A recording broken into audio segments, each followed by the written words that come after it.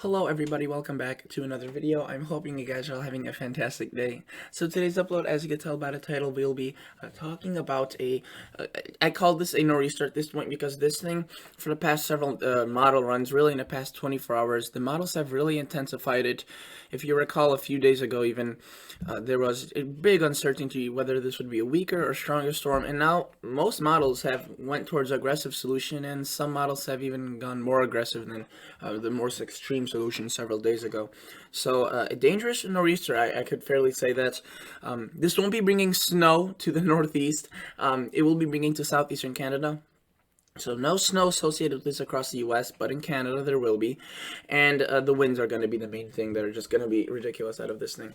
All right, so if you guys, before we start, if you guys like what you're seeing, if you like this channel, consider subscribing, and if you are a returning viewer, supporting the channel is best done by liking the video, so that would be awesome.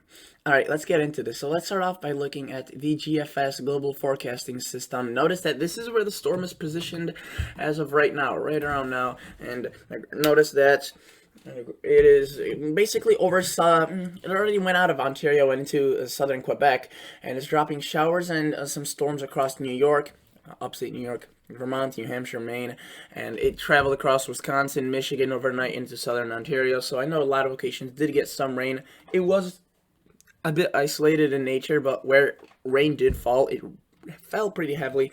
And notice it's not awfully strong, though we are already seeing some stronger wind gusts. You could see 990. Yesterday in the evening, there was some powerful winds across my area. You know, they weren't 30 or 40 miles per hour, but they were still gusting, and the storm was very far to the north. So I can only imagine how much potential the storm has once it intensifies. You could see 980 millibars, and unfortunately, with the help of this high pressure, there could be some really, really gusty winds across the northeast. And you may be wondering, okay, how on earth is a high pressure helping with this? It's actually very simple, and let me quickly explain. So all high pressures in the northern hemisphere of the world spin clockwise, like kind of like a clock, you know, just going from clockwise. So notice that we have a high pressure right here. It's not awfully strong. It was a bit stronger earlier on in the forecasting period. It has weakened, but this thing has intensified, that creature. And notice that what we see is a lot of these winds facing towards the north and east, and while that alone isn't causing the greatest of winds, you know, this low pressure has some pretty strong winds, and it's spinning counterclockwise, the opposite of a high pressure. They're like two polar opposites in terms of weather, you know, they're like fire and water. And notice because of that, this kind of creates a funnel of winds that are relatively strong, you know, even that are in places that are far away from the system. I mean, you could see Ohio, Pennsylvania probably getting some gusty winds, even though the storms across Nova Scotia, southern Canada, not even centered across the United States. Obviously, Maine, the New Hampshire, Vermont, Massachusetts, Rhode Island, Connecticut, New York area, they will be getting a bit more of that wind since the source of the storm is nearer. You can see at points it does get extremely intense, and there are actually high wind watches and warnings in place for much of the Northeast, so I do want to quickly look at that in just a minute. But notice this thing does have a snowy side. It's very taut, very high winds. Maine, you can see, gets a blasting out of this. So does much of southeastern Canada, and it does dump a lot of snow in where it's cold enough. Thankfully, not many folks, you know, not a good portion of the population lives in those areas, so it's less populated, but people still do live there, and that's unfortunate. Again, it's not a snowstorm in July, so really the impacts are just going to be similar to what a large snowstorm would be during the winter.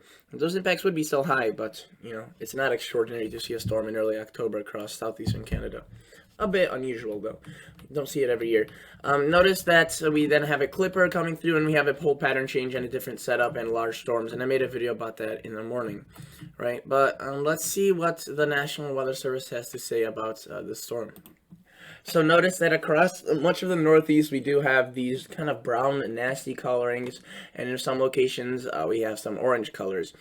There isn't advisories or warnings yet across these locations in the way because it's still a bit away from those locations, a bit further out in forecasting time, and they will probably still get some advisories.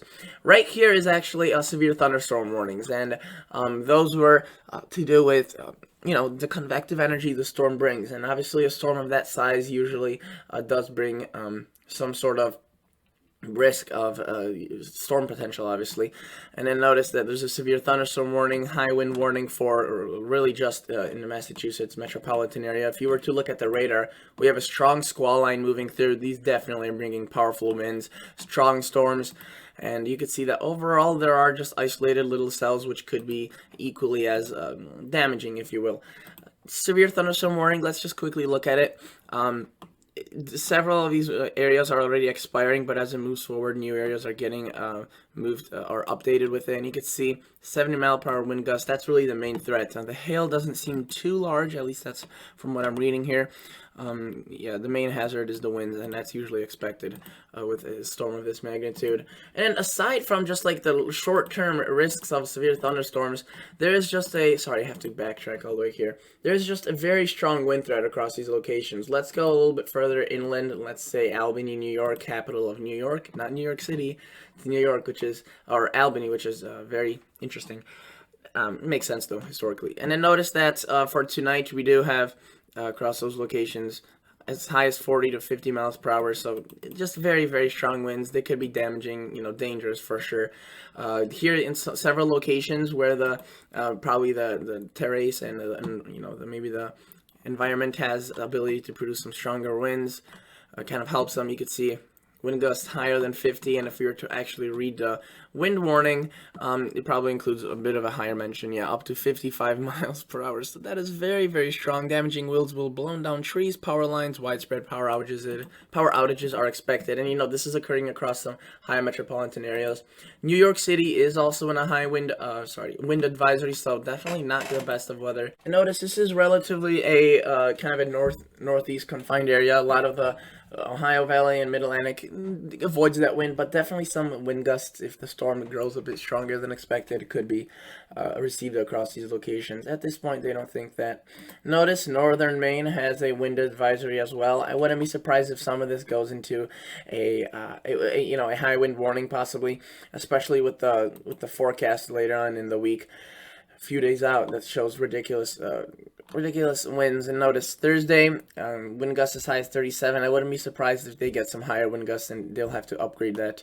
This is still a bit away, the intensification, several kind of 12-hour periods away, if you will. So that's definitely that. And I just wanted to show you that because this is not something I'm fabricating or anything of that sort. It's a big storm, a big nor'easter.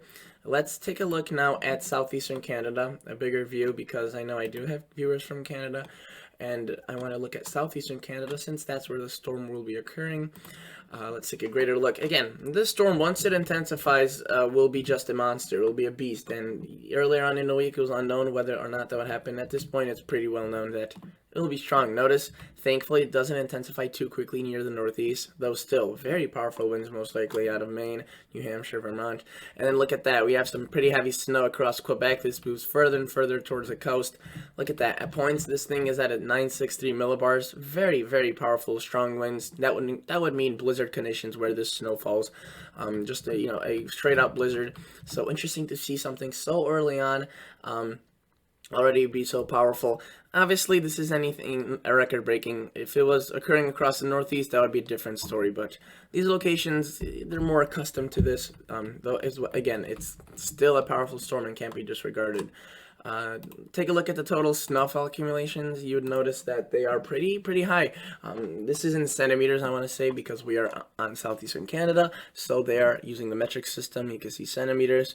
Some isolated locations pushing into the 50 centimeter amounts, though definitely a few areas could be getting it further to the south, parts of New Brunswick and into Quebec, Nova Scotia, and other various areas. Seeing not as much, but a few centimeters of snow, which is a good or bad thing depending on what you like. But yeah, that's basically it. I just wanted to show you that. Well, actually, I could show you other models and show you what they're showing. The GFS parallel does not show the southeastern Canadian view, so I just have to work with what we have. But notice, very same story. This model at the beginning was the one that was advocating for a strong storm, and now it has, proven itself. It was accurate and right. You can see it produces equally as much snow and equally as of a strong system as now the GFS. Notice we do have that hurricanes threat still. Don't want to really talk about that because of how dangerous it could be. It's cut off. You can see, though, heavy snow out of those locations. Canadian model, I just want to go through all these models. You can see very similar areas, even bringing some snow across the northeast into the mountains and higher elevations. The European model does a very similar thing, intensifies it pretty quickly, brings a lot of snow into Quebec and Newfoundland and into maybe some portions of Nova Scotia, New Brunswick. Kind of mixing in there, but really mainly staying to the north of those areas. And obviously you could see the isobars are pretty packed with the help of the high pressure. And I just want to look at this. Look at what the forecast in the future leads. Just big storms, plenty of moisture, and just interesting weather, even some crazy mixing going on pretty far to the south. We'll see. That probably won't happen, but what will probably happen is an active pattern. So that's basically it for today's video, guys. Thank you so much for watching, and I'll catch you all guys on tomorrow on the next episode. See ya.